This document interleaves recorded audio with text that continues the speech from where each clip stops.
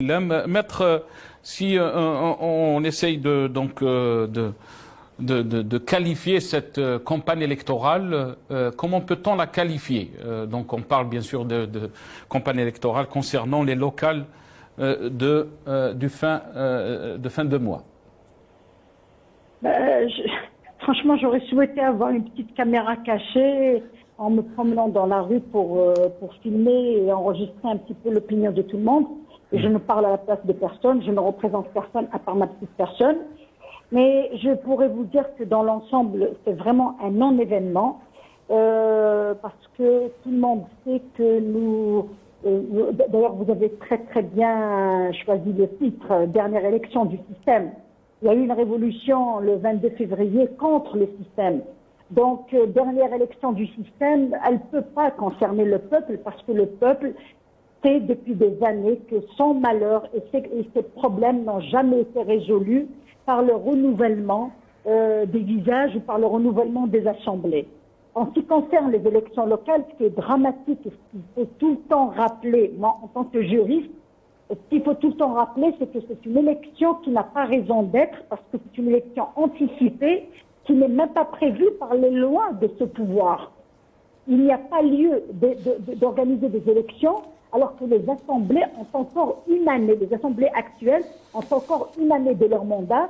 Donc je ne vois pas pourquoi ils insistent dans une feuille de route qui n'a pas lieu d'être.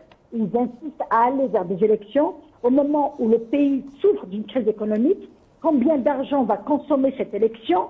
Combien va coûter cette élection au trésor public? Et est-ce que nous avons de l'argent à gaspiller dans une élection rejetée d'ores et déjà par la majorité de la population qui n'a pas oublié les propos de M. Tebboune qui estime que le pourcentage de participation importe peu. Donc, c'est ce que tout le monde rappelle. Ils disent « puisque rahna ou la ma rahnash ».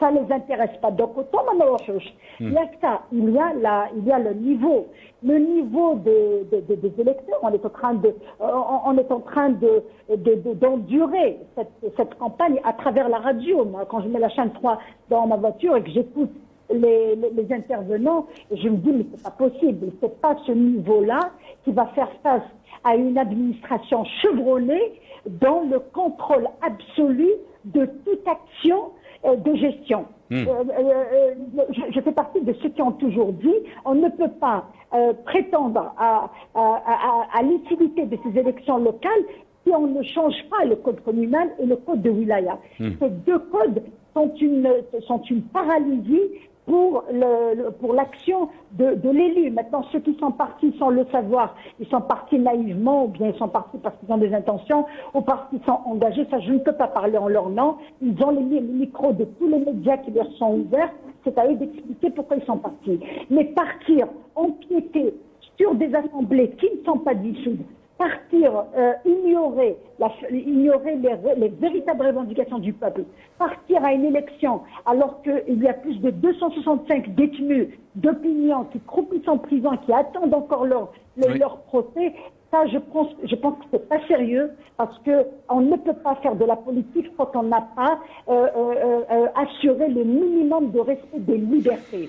Il y a un arsenal juridique qui vise à criminaliser l'action politique.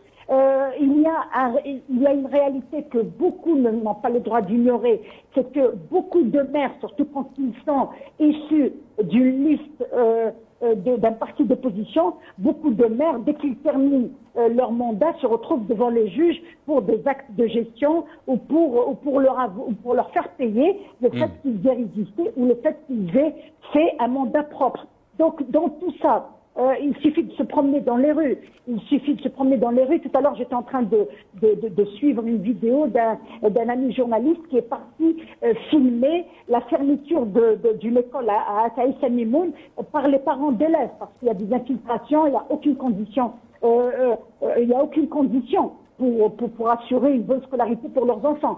Donc tout ça, avant, les cantines étaient sous la responsabilité de PAPC. Maintenant, vous savez, il nous faut des émissions et des émissions pour expliquer que les meilleures volontés ne pourront rien changer. à partir du moment où il y a l'emprise de l'administration sur le travail des assemblées. Très bien. C'est oui. Allez-y, le deuxième point très rapidement parce qu'on est pressé par le temps, Maître Nabil Esmaïl.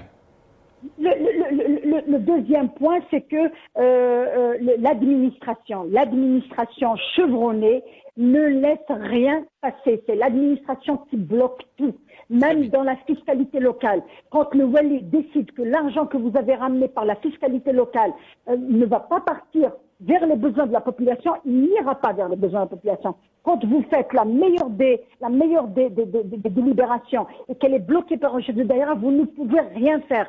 Donc, dans tout ça, il est très clair que il ne faut pas se leurrer, il ne faut pas mentir, il ne faut pas se mentir, il ne faut pas mentir à la population. Il y a un problème de légitimité, il y a un système qui impose une feuille de route tout en ignorant une révolution, tout en ignorant un peuple. Rien ne va changer et le titre le dit bien. Et quoi après?